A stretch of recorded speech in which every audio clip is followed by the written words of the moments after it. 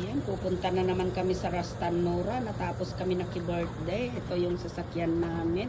Bonggang-bongga talaga. Ayan, yung mga lakwatsera. Mag-Rastan Nora tonight. Ayan na ang mga babaeng lakwatsera.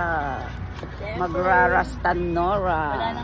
Nag-stop over muna kami dito sa may Salon Albaya.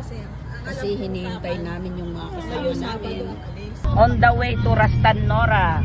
Yan, ang mga babaeng lakwatsera, gabing-gabi na. Yun, madilim. Madaling araw na. It's 2 o'clock na. Yan. Ay ganda naman ang dadaanan ng mga lakwatsera papuntang Rastan Nora Beach.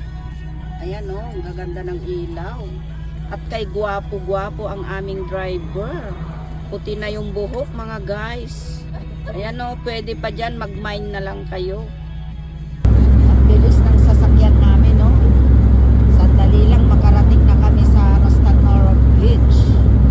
Ayan, bilis talaga o. Nandito na kami sa may boundary. Papasok na kami ngayon sa may Rastan Nora. Ayan.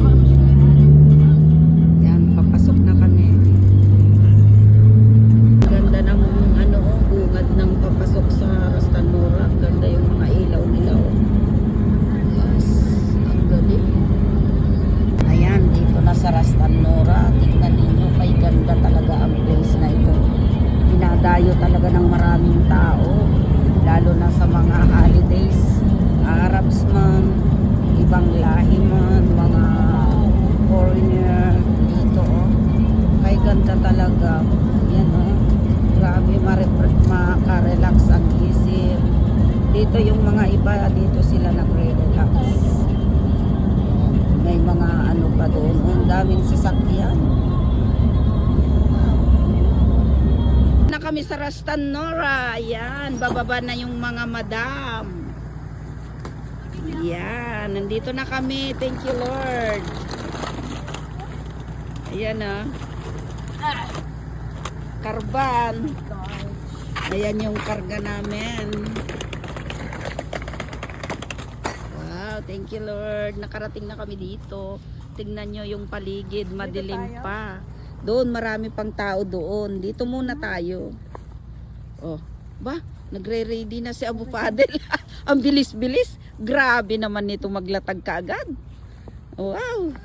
Baka daw mga ano pa tayo ng Aba? Okay. Kailangan pa po.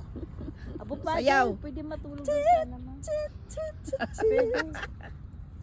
Kami, nakalapag na kami pero malamig. Malamig ang simoy. Ayan yung lapag namin. Ayan. Magsihiga na kayo.